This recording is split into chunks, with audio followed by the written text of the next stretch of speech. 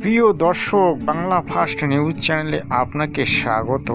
আপনি কয়েকদিন আগে গুজরাটের আমেদাবাদ শহরে যে বিমান দুর্ঘটনাটি ঘটেছিল সেটা আপনারা শুনেছেন। কিন্তু কেন এই দুর্ঘটনাগুলি ঘটে, কেনই বা আমরা দুর্ঘটনার শিকার হই, এই সমস্ত প্রশ্নের উত্তর আমরা কিন্তু নানানভাবে নিয়ে বসে থাকি, কিন্তু যেটা সঠিক সেটা আমরা কেউ তাকাই না। বন্ধু, আমরা রাস্তা পথ চলতে গিয়ে অ্যাক্সিডেন্টে মারা যাই, কিন্তু এই অ্যাক্সিডেন্ট থেকে কি বাঁচার কোনো উপায় নেই? কেন এই অ্যাক্সিডেন্টগুলো ঘটে, কেনই বা এত বড় একটা অ্যাক্সিডেন্টে এতগুলো লোক মারা গেল? কোনো কোনো দিন, কোনো কোনো বছরে আমরা প্রায় ট্রেন অ্যাক্সিডেন্ট শুনি, যুদ্ধ শুনি।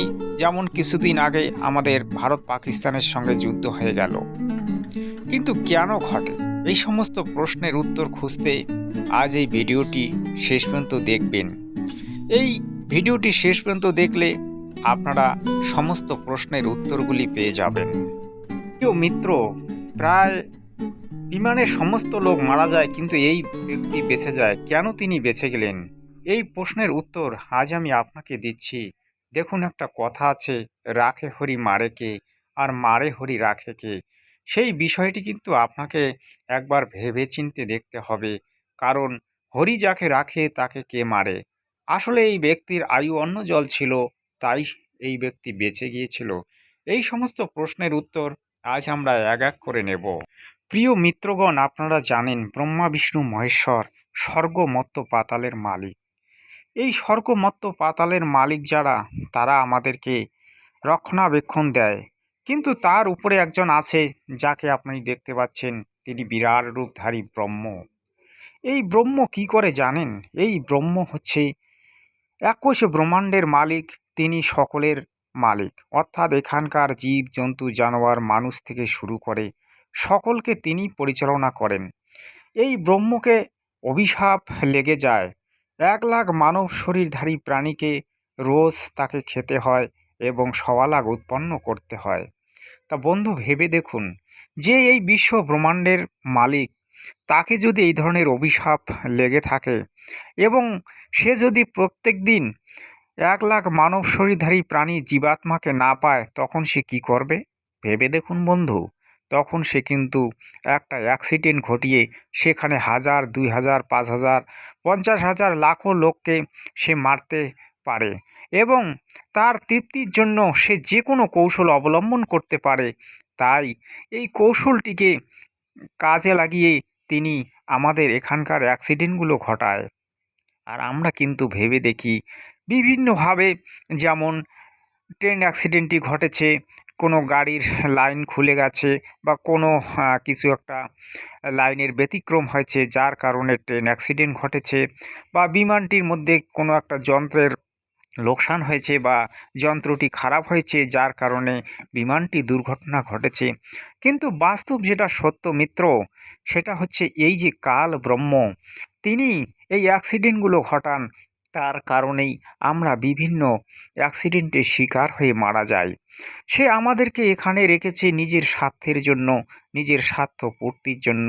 প্রত্যেক দিন তাকে 1,00,000 মানব শরীরধারী জীবাত্মাকে আহ, খেতে হয় আর 1,00,000 উৎপন্ন করতে হয়।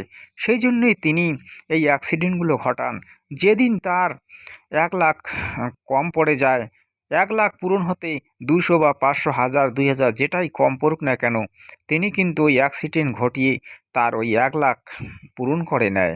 কিন্তু আমরা সেদিকে তাকাই না, কারণ আমরা সেদিকে তাকালে আমরা হয়তো নিজেকে বোকা মনে করব।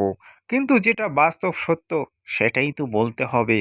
আমার জগৎগুরু তত্ত্বদর্শী সন্ত রামপাল মহারাজজি এই প্রশ্নের উত্তরগুলি দিয়েছেন।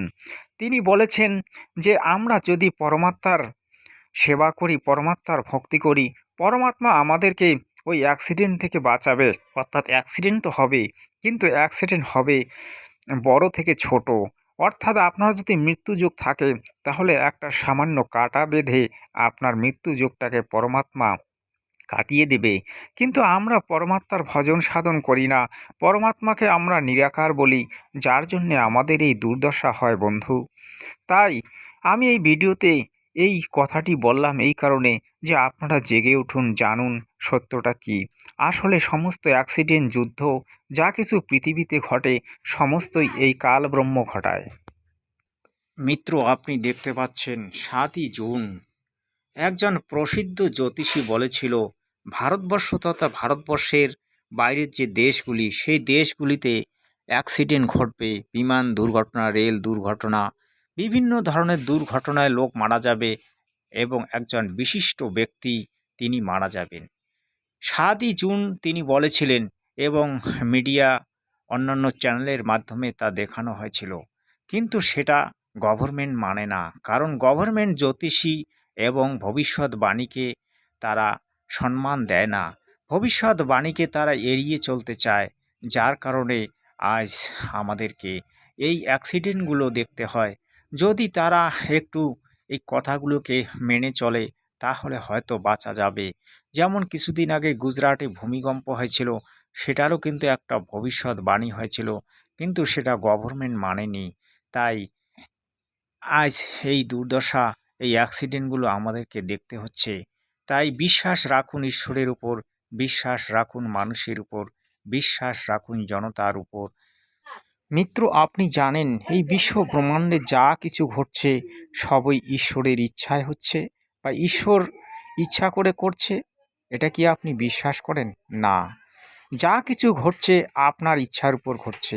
আপনি যেরকম ভাবছেন, যেরকম করছেন, যেরকম কর্ম করছেন সেই অনুসারে ঈশ্বর আপনাকে ফল দিচ্ছে। আত্মা স্বতন্ত্র, আত্মা কারো অধীনস্থ নয়, কিন্তু এখানে এসে এই ব্রহ্মের অধীন আমরা আজ জেলে বন্দী হয়ে আছি। কারণ এই জেল থেকে বেরোনোর একমাত্র উপায় আমার জগৎগুরু তত্ত্বদর্শী সন্ত রামপাল মহারাজজি বলেছেন, সেটা আপনারা একবার ভেবেচিন্তে দেখবেন।